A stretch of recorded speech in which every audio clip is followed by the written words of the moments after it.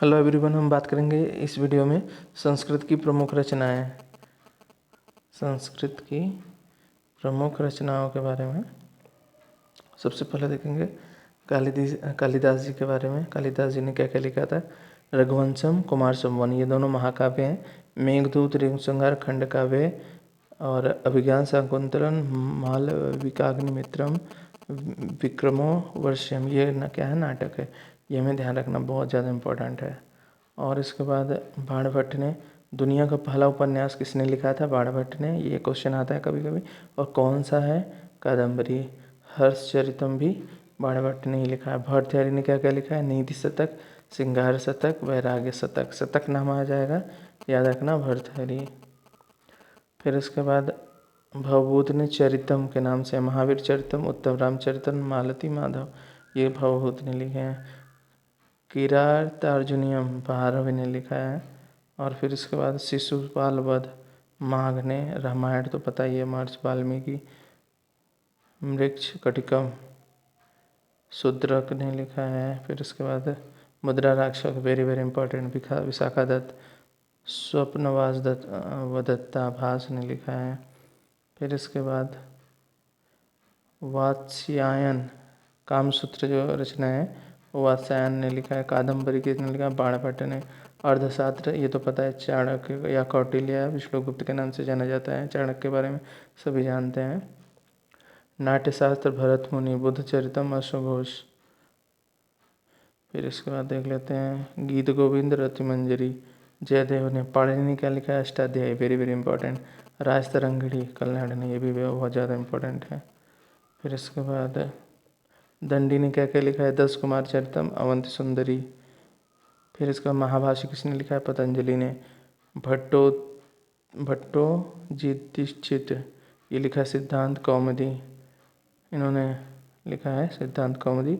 वरदराज ने क्या, लघु सिद्धांत कौमुदी। लघु सिद्धांत कौमुदी किसने लिखा है, वरदराज। फिर इसके बाद मध्य सिद्धांत कौमुदी, वरदराज। देखिए, लघु सिद्धांत कौमुदी वरदराज, मध्य सिद्धांत कौमुदी वरदराज, सार सिद्धांत कौमुदी वरदराज।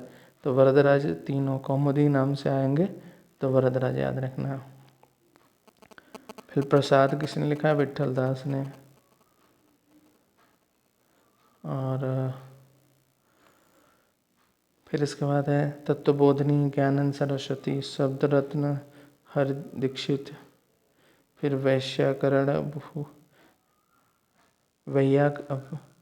वैयाकरण भूषण सार, कौंड भट्ट ने लिखा है। फिर इसके बाद व्याकरण सिद्धांत मंजूषा, नागेश भट्ट। व्याकरण सिद्धांत लघु मंजूषा, नागेश भट्ट। व्याकरण सिद्धांत परम लघु मंजूषा, तो ये भी आसान है। मंजूषा अगर आ जाएगा तो आप क्या लिख रहा है, नागेश भट्ट के नाम से।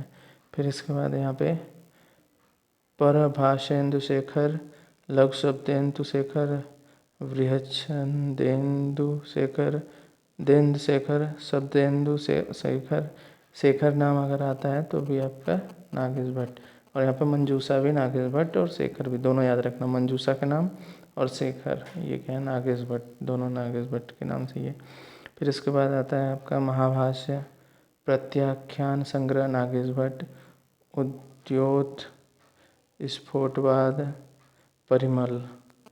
विस्फोटवाद, यहाँ तक तो इन्होंने नागेश भट्ट ने लिखा है। परिमल जो लिखा है अमरचंद्र ने, भर्तृहरि त्रिपाठी, कात्यायन वार्तिक, एंड भट्ट ने लिखा है भट्टी काव्य, वाक्यपदी भर्तृहरि, शेष नारायण, मुक्ति रत्नाकर,